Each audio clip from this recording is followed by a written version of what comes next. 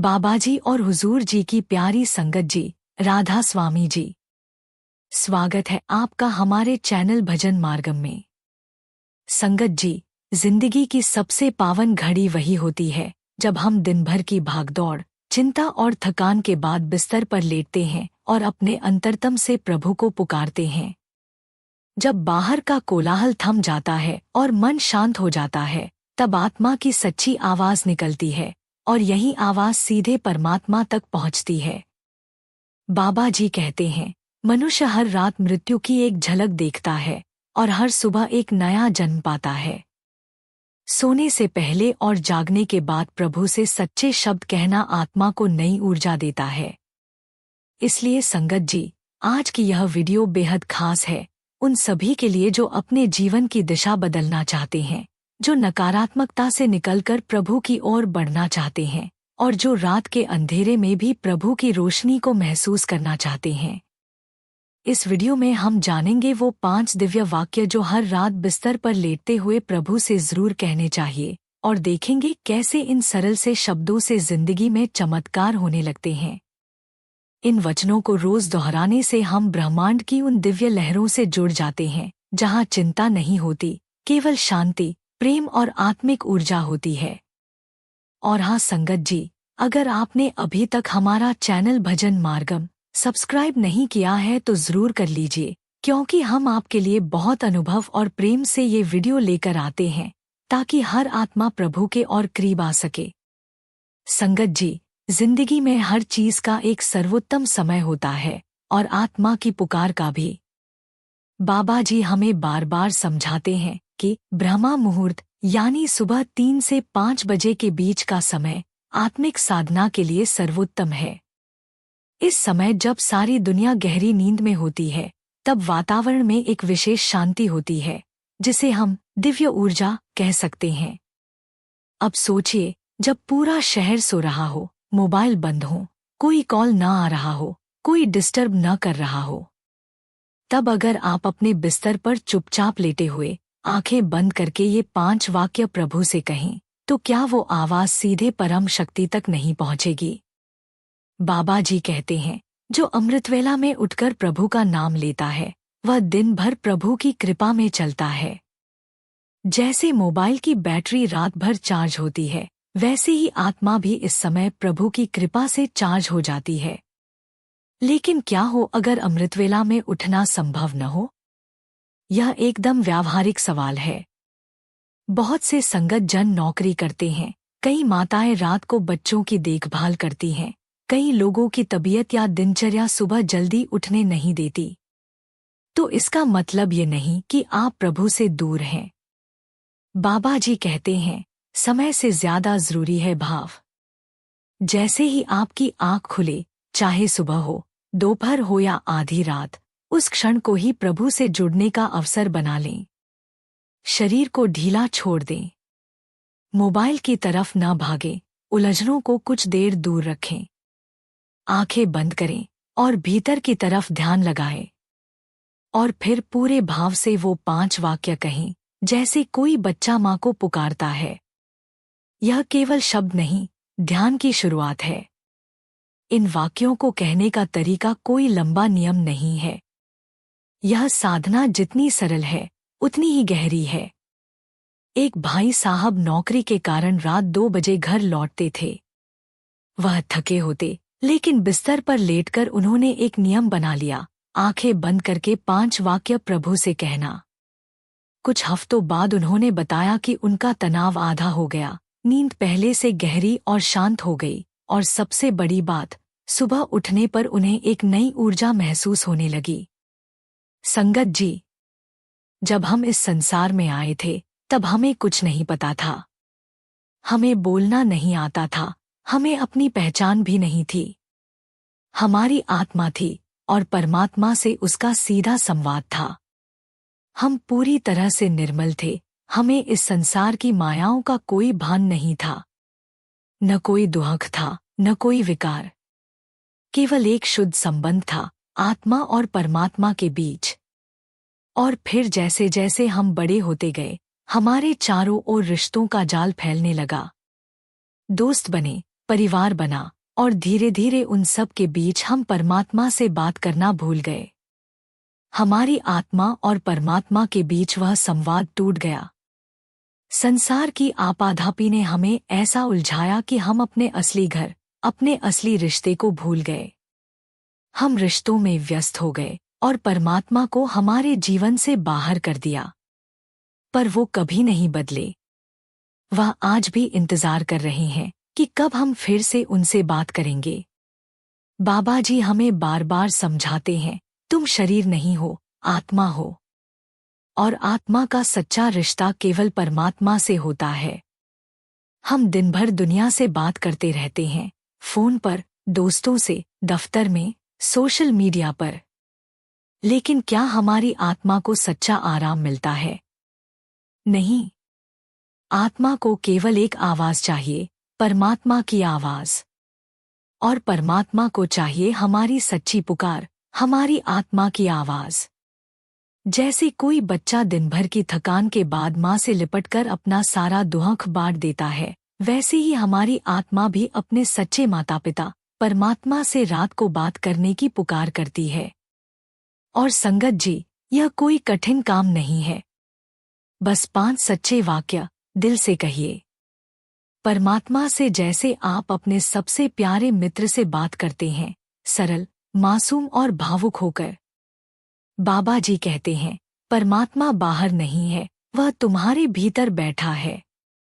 उसे पुकारो, बात करो, वह तुम्हें सुनता है। जब आप ये 5 वाक्य बोलते हैं, तो समझिए आप अपने असली घर की घंटी बजा रहे हैं। आप परमात्मा से कह रहे हैं, मालिक, मैं भूल गया था, पर अब मैं फिर से बात करने आया हूँ। मुझे अपने पास बुला लो। यह कोई साधारण प्रार्थना नहीं है, यह आत्मा का पुनः जागरण है। नाम लेना, भजन करना, सेवा करना, ये सब परमात्मा से बातचीत के तरीके हैं। पर शुरुआत होती है उस पहले कदम से, जब हम दिल से कहते हैं, हे प्रभु, आपसे बात किए बिना अब चैन नहीं। जब हम रोज रात इन 5 वाक्यों को दिल से बोलते हैं, तो हम खुद को याद दिलाते हैं कि हमारा रिश्ता प्रभु से टूट नहीं गया है, वह बस नींद में चला गया था। अब वक्त है जागने का। हमने परमात्मा से बात करना बंद कर दिया था, लेकिन वो कभी दूर नहीं गए। वह आज भी हमारे दिल में बैठे हैं, बस हमें पुकारने की देर है। संगत जी, परमात्मा को किसी औपचारिक भाषा या समय की आवश्यकता नहीं है। उन्हें चाहिए केवल आपका सच्चा मन, आपकी सच्ची पुकार। तो आइए, आज से हर रात दिल से उनसे बात करें, क्योंकि वह कभी दूर थे ही नहीं। हमने ही बोलना बंद कर दिया था। तो आज ही से, जैसे ही आंख खुले या बिस्तर पर जाने से पहले, इन 5 वाक्यों को अपने जीवन का हिस्सा बनाइए। धीरे धीरे आप महसूस करेंगे कि यह छोटा सा अभ्यास आत्मा की एक बड़ी उड़ान बन चुका है। संगत जी, अब हम जानेंगे वो 5 वाक्य कौन से हैं जो हर रात प्रभु से जरूर कहे जाए, और कैसे वे वाक्य चमत्कारिक रूप से जीवन की दिशा बदल सकते हैं। संगत जी, पहली बात जो हमें परमात्मा से कहनी चाहिए वह है, हे प्रभु, मैं आपको हृदय से धन्यवाद देता हूँ। संगत जी, जब हम कृतज्ञ होते हैं, तो हम ब्रह्मांड को यह संकेत देते हैं कि हम संतुष्ट हैं, और जो संतुष्ट होता है उसे और अधिक दिया जाता है। यह केवल शब्दों का खेल नहीं है, बल्कि यह हमारे भीतर के आभार और संतोष की गहरी भावना है। बाबा जी कहते हैं, शुक्राने में शक्ति है। जो इंसान प्रभु को धन्यवाद देता है, उसके जीवन में कमी नहीं आती। कृतज्ञता का एक अद्भुत प्रभाव होता है। जब हम हर दिन एक नई सांस लेने पर भी प्रभु को धन्यवाद नहीं देते, तो क्या हम सच में जी रहे हैं? क्या हम सच में जीवन के हर पल को समझ पा रहे हैं? क्या हम जानते हैं कि हर चीज, हर पल एक उपहार है? धन्यवाद केवल शब्द नहीं होते, यह हमारे भीतर की विनम्रता और शुद्धता का दरवाजा खोलते हैं। जब हम बिस्तर पर लेटते हैं और अपनी आंखें बंद करके परमात्मा से कहते हैं, प्रभु, आपने मुझे यह शरीर दिया, मेरा परिवार स्वस्थ है, मेरे पास रहने को घर है, भोजन है, साधन हैं। इसके लिए मैं आपका दिल से धन्यवाद करता हूँ। तो यह शब्द न केवल हमें संतुष्टि और आंतरिक शांति देते हैं, बल्कि यह परमात्मा से हमारे सच्चे संबंध को भी मजबूत करते हैं। शुक्राना में एक चमत्कारी शक्ति होती है। जब हम अपनी जीवन की हर छोटी बड़ी चीज के लिए आभार व्यक्त करते हैं, तो ब्रह्मांड हमें और अधिक देने लगता है। बाबा जी समझाते हैं, जब मन संतुष्ट होता है तो वह प्रभु से जुड़ने लगता है, और जब मन जुड़ता है तो सारा दुख छूट जाता है। यह संतोष ही वह मार्ग है जो हमें परमात्मा की ओर खींचता है। शुक्राना केवल उन चीजों के लिए नहीं जो हमें अच्छी लगती हैं, बल्कि उन चीजों के लिए भी जो हमें कठिन या अप्रिय लगती हैं। जब हम हर कठिनाई, हर दुख को भी प्रभु के हाथों में सौंप कर कहते हैं, प्रभु मुझे तेरा रास्ता मंजूर है, तेरा भाना मंजूर है, तेरे द्वारा दिया हर कष्ट मुझे स्वीकार है, इस भावना से हम न केवल प्रभु के पास पहुंचते हैं, बल्कि हम उनकी कृपा और आशीर्वाद से भी समृद्ध होते हैं। यह आभार हमें मालिक के करीब ले जाता है, क्योंकि मालिक हमें उस परख में से निकालकर हमें अपनी कृपा की ओर बढ़ते हुए देखते हैं। कभी कभी मालिक हमारी परीक्षा लेते हैं, और केवल एक धन्यवाद, एक आभार हमें उस परीक्षा में सफल बना सकता है।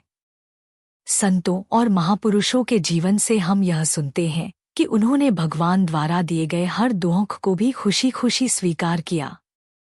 संगत जी, कृतज्ञता का अभ्यास केवल शब्दों से नहीं, बल्कि दिल से होना चाहिए।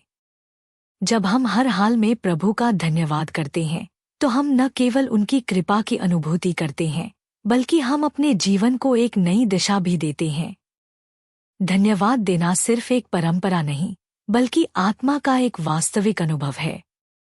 संगत जी, दूसरी बात जो हमें परमात्मा से कहनी चाहिए वह है, हे प्रभु, मैं सभी को दिल से क्षमा करता हूँ।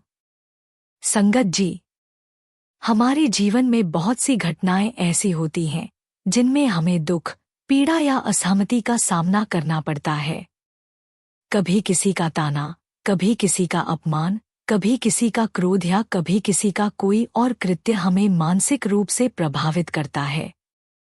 और जब ये अनुभव होते हैं तो हमारी आत्मा एक दबाव महसूस करती है जो हमें भीतर से भारी और बंधा हुआ सा महसूस कराता है।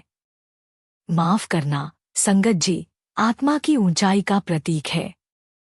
यह केवल एक शब्द नहीं, बल्कि एक गहरा अनुभव है जो हमें जीवन में शांति और संतुलन लाता है। जिस व्यक्ति ने हमें दुख दिया है वह भी परमात्मा का अंश है, और जब हम किसी को माफ करते हैं तो हम दरअसल अपने मन को शुद्ध करते हैं और परमात्मा की उपस्थिति को महसूस करते हैं।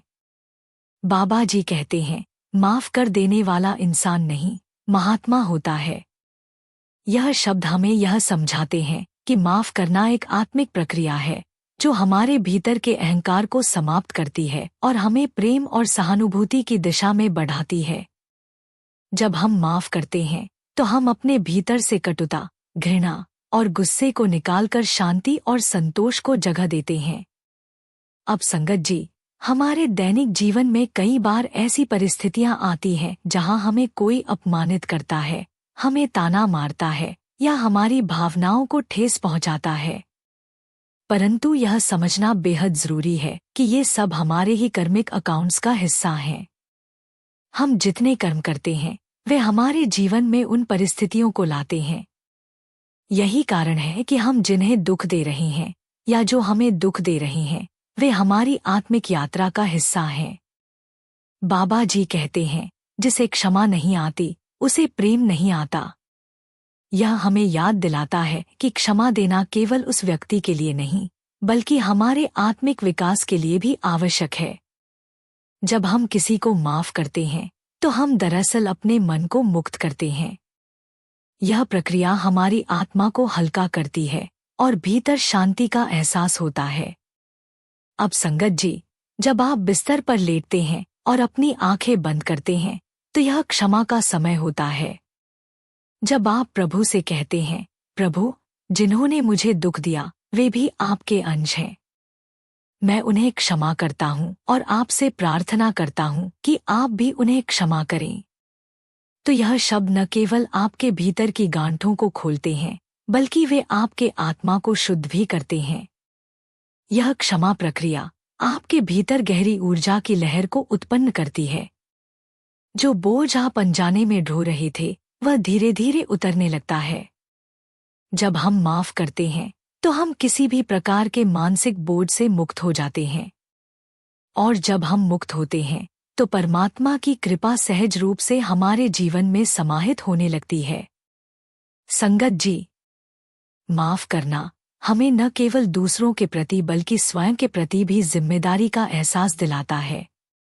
यह हमारे आत्मिक सफर का हिस्सा है, जो हमें परमात्मा के नजदीक ले जाता है। यह हमें आंतरिक शांति और संतुष्टि की ओर अग्रसर करता है। आइए हम सभी को माफ करने का वचन लें और इस प्रक्रिया को अपने जीवन का हिस्सा बनाएं। इससे हम न केवल दूसरों को क्षमा देंगे, बल्कि अपने भीतर की शांति और परमात्मा के आशीर्वाद को भी प्राप्त करेंगे।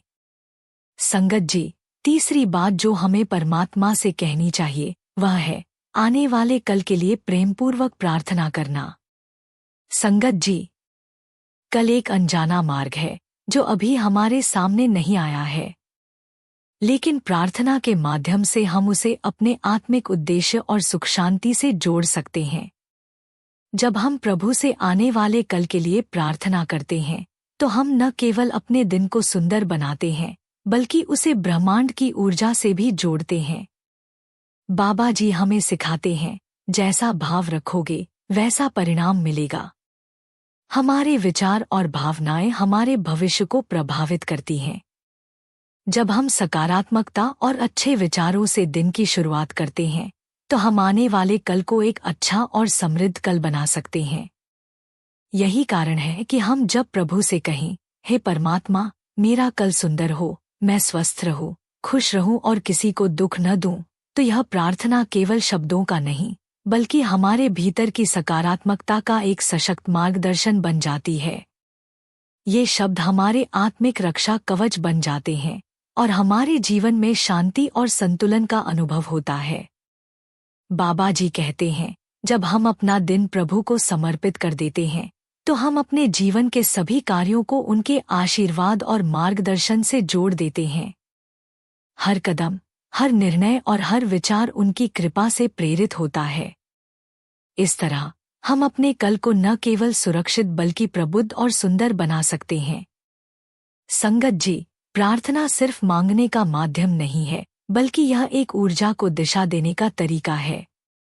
जब हम बिस्तर पर लेटते हैं, हमारी आंखें बंद होती हैं और हम अपने दिल से प्रभु से कहते हैं, हे प्रभु, मुझे हर पल आपके साथ चाहिए, मुझे आपकी शक्ति और आशीर्वाद चाहिए ताकि मेरा कल सुंदर हो। जब हम ऐसा करते हैं, तो यह प्रार्थना केवल हमारे मानसिक बोझ को हल्का नहीं करती, बल्कि यह ब्रह्मांड की ऊर्जा को हमारे रास्ते पर सौम्यता और संतुलन लाने के लिए निर्देशित करती है। हम केवल यही प्रार्थना करते हैं, हे प्रभु, हर समय आप मेरे साथ रहना, आपके साथ मेरा हर कदम सही दिशा में रहेगा, सब अच्छा होगा। मैं आप पर विश्वास करता हूँ। संगत जी, यकीन मानिए, विश्वास वास्तव में एक शक्ति है। जो व्यक्ति अपने प्रभु पर विश्वास करता है, उसके लिए किसी भी कठिनाई या समस्या का सामना करना आसान हो जाता है। जब हम प्रभु से कहते हैं, बाबा जी, मैंने पूरी मेहनत की है, अब आप फल का निर्धारण करें, तो वह हमें अपनी कृपा से न केवल मार्गदर्शन देते हैं, बल्कि हमारे प्रयासों का सही परिणाम भी देते हैं। दुनिया में विश्वास से बढ़कर कोई चीज नहीं होती। विश्वास वह ताकत है जो हमें हर स्थिति में साहस देती है और हमें प्रभु के साथ गहरी जुड़ाव का एहसास कराती है। और जब हम पूरी श्रद्धा और विश्वास से प्रभु से प्रार्थना करते हैं, तो वह हमारे जीवन में चमत्कारी परिवर्तन लाते हैं। संगत जी, अब जब हम सोते समय अपनी प्रार्थना करते हैं, हे प्रभु, आप हमेशा मेरे साथ रहिए, मेरा कल सुंदर और सुखी हो, मैं स्वस्थ रहूं और सभी को सुख मिले, यह प्रार्थना हमारे जीवन में सकारात्मकता का बीज बोती है और हम अगले दिन को प्रभु के आशीर्वाद के साथ स्वागत करते हैं। आइए हम हर रात यह प्रार्थना करें और अपने प्रभु पर पूरा विश्वास रखें, क्योंकि वही हमारे कल को और भी सुंदर बना सकते हैं। संगत जी, चौथी बात जो हमें प्रभु से कहनी चाहिए, अपने किए पापों के लिए सच्चे हृदय से क्षमा याचना। संगत जी, सबसे कठिन क्षमा वह होती है जो हम स्वयं से और अपने प्रभु से मांगते हैं, क्योंकि वही क्षमा आत्मा की जंजीरें खोलती है और प्रभु की ओर पहला कदम बनती है। यह संसार कर्मभूमि है। यहाँ हर क्षण हम कुछ न कुछ सोचते, बोलते और करते हैं, और इन्हीं कर्मों में जाने अनजाने हमसे त्रुटियां हो जाती हैं। कई बार हम किसी को दुख दे देते हैं, कठोर बोल जाते हैं, मन में बुरे विचार आने लगते हैं, किसी की निंदा कर बैठते हैं या ईर्ष्या व अहंकार में बह जाते हैं। बाबा जी कहते हैं, पछतावा वो जादू है जो पुराने कर्मों की जंजीरें तोड़ देता है। जब हम सच्चे दिल से अपने प्रभु से क्षमा मांगते हैं तो वे क्षमा करने में एक पल भी नहीं लगाते। वे तो दयालु हैं, करुणामय हैं। बस हमें सच्चे मन से कहना है, हे मेरे मालिक, मैं अशक्त हूँ, मुझमें कुछ भी योग्य नहीं है। ये माया, ये लोभ मोह, ये अहंकार मुझे घेरे रखते हैं। कभी कभी मैं चुप नहीं रह पाता, किसी पर क्रोध कर बैठता हूँ, किसी की बात बुरी लग जाती है। कभी मैं लालच में आ जाता हूँ और कभी अपनी छोटी सी उपलब्धि पर अहंकार करने लगता हूँ। ये मेरा मन मेरे वश में नहीं है। प्रभु, मुझे क्षमा करें। जब हम इस भाव से प्रभु के चरणों में गिरकर कहते हैं, मैं पापी हूँ पर मैं आपका बनकर रहना चाहता हूँ। मेरी हर कोशिश है कि मैं गलती न करूं, पर बिना आपकी कृपा के यह असंभव है। आप ही संभाल सकते हैं, आप ही बचा सकते हैं। कृपा करें मेरे मालिक, क्षमा करें। तो समझिए आत्मा पर लगे धूल के पर्दे धुलने लगते हैं। बाबा जी कहते हैं, जो अपनी भूल को स्वीकार करता है वही आत्मा की ओर पहला कदम रखता है। यह आत्मस्वीकार आत्मा की विनम्रता है, और यही विनम्रता प्रभु की कृपा को खींच लाती है। जब हम अपनी गलतियों को छुपाने की बजाय स्वीकारते हैं, जब हम उस कटुता को महसूस करते हैं जो किसी को दुख देकर मिली और प्रभु से आंसुओं में क्षमा मांगते हैं, तब आत्मा का एक नया जन्म होता है। संगत जी, ये पश्चाताप कोई कमजोरी नहीं, बल्कि आत्मा की सबसे बड़ी ताकत है। यह हमारे भीतर से अहंकार को काटता है और प्रेम, करुणा और संवेदना को जगाता है। जब हम अपने जीवन के हर दिन के अंत में प्रभु से क्षमा मांगते हैं, हे परमात्मा, मैं एक साधारण आत्मा हूँ, पर आपकी कृपा चाहता हूँ। मेरी हर भूल, हर कमी, हर दोष को क्षमा करें। मुझे शक्ति दे कि मैं अपने मन पर विजय पा सकूं और आपके योग्य बन सकूं। तो धीरे धीरे हमारा मन भी शुद्ध होने लगता है। यह क्षमा याचना आत्मप्रेम की भी शुरुआत है, क्योंकि जब हम अपने आप को स्वीकार करते हैं तो हम प्रभु की उस रचना को अपनाते हैं जो उन्होंने हमें बनाया है। और जब आत्मा यह सच्चाई समझ जाती है कि मैं तो प्रभु का अंश हूँ, तो वह और अधिक सजग हो जाती है कि अब गलती न हो, अब किसी को ठेस न पहुँचे। अंत में संगत जी, रात को बिस्तर पर लेटकर जब हम अपने प्रभु से आंसुओं में डूबे हुए स्वर में कहते हैं, मेरे मालिक, मुझसे जो भी गलतियां हुईं, आप क्षमा करें, मैं सुधरना चाहता हूँ, आपके निकट आना चाहता हूँ, तो वह एक छोटा सा वाक्य प्रभु के दरबार में हमारी आत्मा की दस्तक बन जाता है, और प्रभु उस आत्मा को धीरे धीरे अपने आलिंगन में ले लेते हैं। बस यही भावना हमारे भीतर हो, पश्चाताप, समर्पण और प्रेम। हे प्रभु, मैं आपका हूँ, मुझे संभाल लीजिए। संगत जी, पांचवी और अंतिम बात जो हमें प्रतिदिन प्रभु से कहनी चाहिए वह है, हे प्रभु, संपूर्ण विश्व का कल्याण हो। संगत जी, जब हमारी प्रार्थना सिर्फ मैं से निकलकर हम सब तक पहुंचती है, तो समझिए आत्मा ने प्रभु के हृदय से जुड़ने का मार्ग पा लिया है। हम में से अधिकतर लोग प्रार्थना करते समय केवल अपनी जरूरतों, दुखों और इच्छाओं को लेकर प्रभु के आगे झुकते हैं। यह स्वाभाविक है, क्योंकि मन को पहले स्वयं की चिंता होती है। लेकिन संगत जी, जब हम अपने दुखों से ऊपर उठकर दूसरों की भलाई की भी कामना करने लगते हैं, तब हमारी आत्मा एक नई ऊंचाई को छूने लगती है। बाबा जी कहते हैं, प्रभु उसी से प्रसन्न होते हैं जो सब में उन्हें देखता है और सबके लिए भलाई मांगता है। यह वाक्य हमें एक गहरा संकेत देता है कि प्रभु की सच्ची निकटता पाने के लिए हमारा हृदय भी उनके जैसा विशाल और करुणामय होना चाहिए। जब हम रात को सोने से पहले बिस्तर पर लेटे हुए ये प्रार्थना करते हैं, हे प्रभु, केवल मेरा ही नहीं, सबका कल्याण हो। जो भूखा है उसे अन्न मिले, जो रो रहा है उसे सुकून मिले, जो बीमार है वह ठीक हो जाए, जो भटक गया है उसे मार्गदर्शन मिले।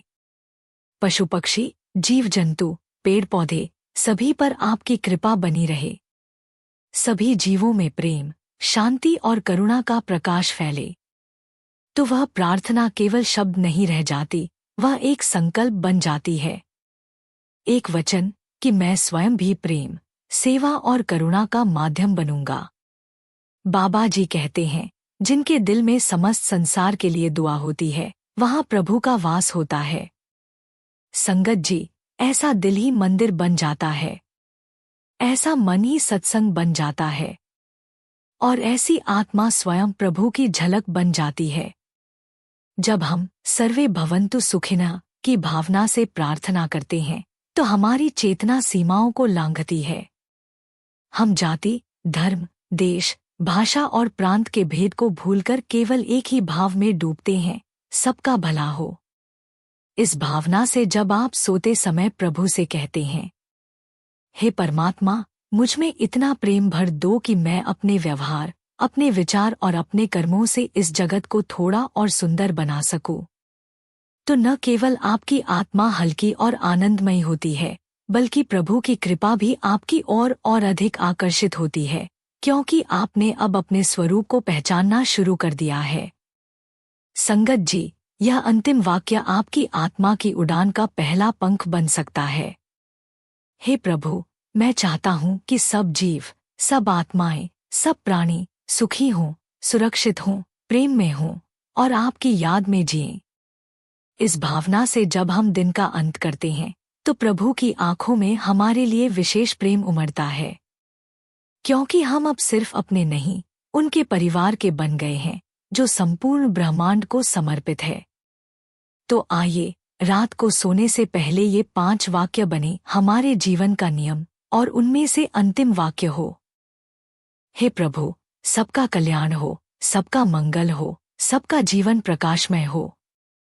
बस इतना कहने भर से आपकी आत्मा प्रभु के समीप और समीप होती जाएगी। संगत जी, जब हम प्रतिदिन रात को प्रभु के चरणों में बैठकर यह 5 बातें, धन्यवाद, क्षमा, प्रार्थना, पश्चाताप और विश्व कल्याण प्रेमपूर्वक और सच्चे मन से कहते हैं, तो इसका प्रभाव सबसे पहले हमारे भीतर दिखाई देता है। यह कोई बाहरी परिवर्तन नहीं होता, बल्कि आत्मा के गहराई से शुरू होने वाली एक क्रांति होती है। बाबा जी कहते हैं, भीतर का उजाला ही बाहर के अंधकार को हराता है, यानी जब हमारे अंतर्मन की गहराइयों में सच्चाई, सादगी, प्रेम और स्वीकार भाव उत्पन्न होता है, तब जीवन के हर कोने में एक नई रोशनी फैलने लगती है। इस अभ्यास से मन शांत होने लगता है, विचारों की भागदौड़ थमती है और एक गहरी सुकून की अनुभूति होती है। साथ ही जब हम क्षमा मांगते हैं और सबको माफ कर देते हैं, तो आत्मा पर वर्षों से जमी हुई नकारात्मकता की परतें उतरने लगती हैं, जिससे आत्मा हल्की हो जाती है। शरीर पर भी इसका प्रभाव दिखने लगता है, तनाव कम होता है, नींद अच्छी आती है और रोगों से लड़ने की शक्ति बढ़ती है। बाबा जी बार बार समझाते हैं कि जो व्यक्ति सच्चे हृदय से पश्चाताप करता है, उसके पुराने कर्मों के बंधन ढीले होने लगते हैं। जब हम हर रात यह अभ्यास करते हैं, तो धीरे धीरे हमारे भीतर एक दिव्य ऊर्जा का संचार होने लगता है, जो हमें प्रभु की ओर खींचती है। ध्यान में स्थिरता आती है, शब्द में लगाव बढ़ता है और आत्मिक प्रगति का मार्ग स्वतः खुलने लगता है। संगत जी, इस अभ्यास से एक नई ऊर्जा, नया उत्साह और जीवन के प्रति एक सकारात्मक दृष्टिकोण जन्म लेता है। हमारा हृदय इतना विशाल हो जाता है कि हम सिर्फ अपने लिए नहीं, संपूर्ण सृष्टि के लिए प्रार्थना करने लगते हैं। यही तो आध्यात्मिक उन्नति है, जब हम छोटे छोटे स्वार्थों से ऊपर उठकर ब्रह्मांड के प्रेम में समा जाते हैं। बाबा जी की वाणी है, जो खुद को रोज प्रभु के चरणों में समर्पित करता है, उसका जीवन स्वयं प्रभु संवारते हैं। इसलिए आइए इस छोटे से अभ्यास को अपनी दिनचर्या में शामिल करें, ताकि हर रात संतोष और शांति से बीते और हर सुबह प्रभु की कृपा से शुरू हो। संगत जी, इस दिव्य अभ्यास, धन्यवाद, क्षमा, प्रार्थना, पश्चाताप और विश्व कल्याण की भावना से जुड़ी एक अत्यंत प्रेरणादायक सच्ची घटना हमें संत एकनाथ महाराज के जीवन से मिलती है, जो इस संपूर्ण भाव को अपने जीवन में जीते थे। आइए एक सच्ची कथा सुनते हैं, जो आपके दिल को छू जाएगी और इस अभ्यास की शक्ति को उजागर करेगी। संगत जी, आइए अब हम संत एकनाथ महाराज की उस पावन और गहराई से भरी प्रेरणादायक जीवन घटना को और भी विस्तार से जानें, जो हमें सिखाती है कि क्षमाशीलता, विनम्रता और विश्व कल्याण की भावना क्या होती है, और यह अभ्यास हमारे भीतर कैसी दिव्यता भर देता है।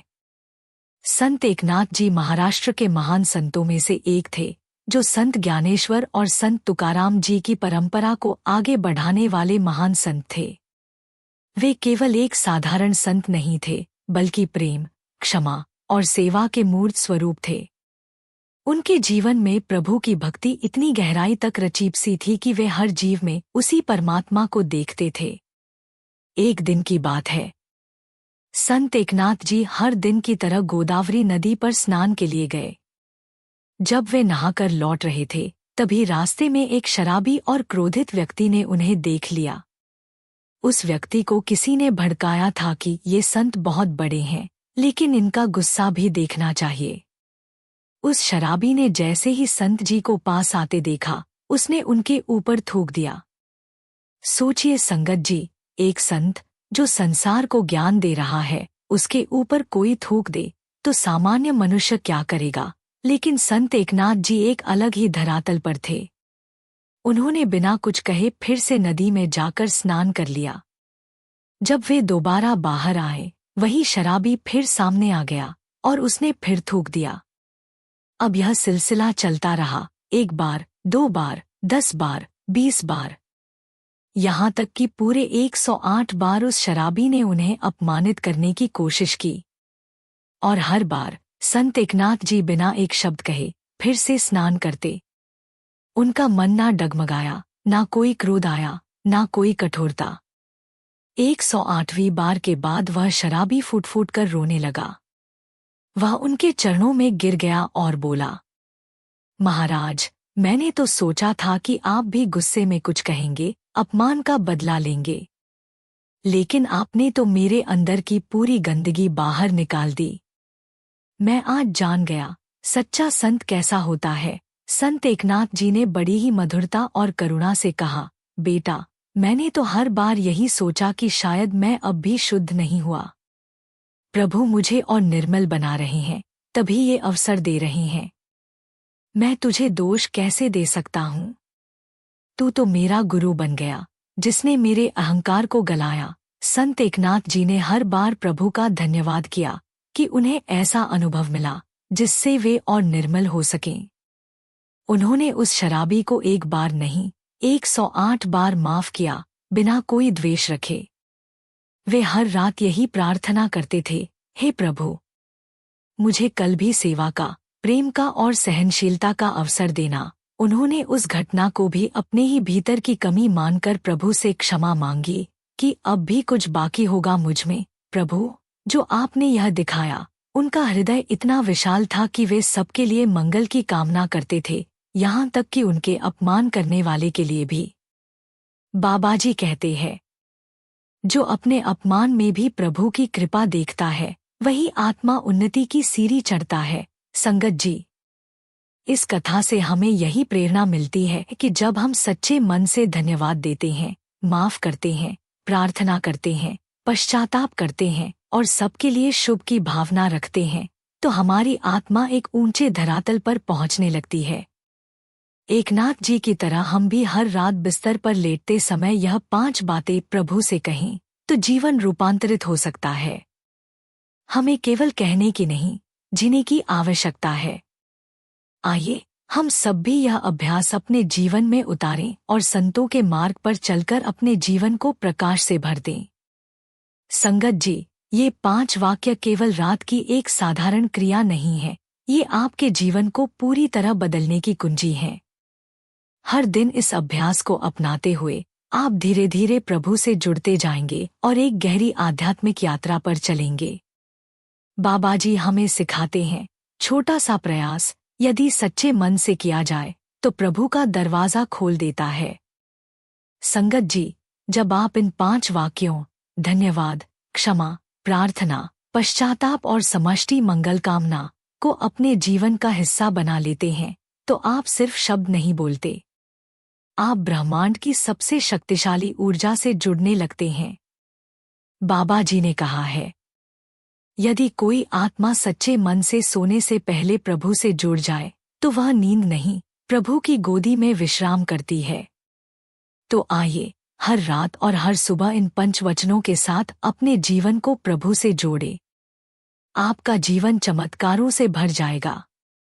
संगत जी, यदि आपको यह संदेश प्रेरणादायक और जीवन बदलने वाला लगे तो कृपया इस चैनल को सब्सक्राइब करें, शेयर करें और लाइक करें ताकि और लोग भी इस ज्ञान और दिव्यता से जुड़ सकें। हमारे इस आध्यात्मिक परिवार में जुड़कर आप एक साथ मिलकर आत्मिक उन्नति की दिशा में कदम बढ़ा सकते हैं। राधा स्वामी जी।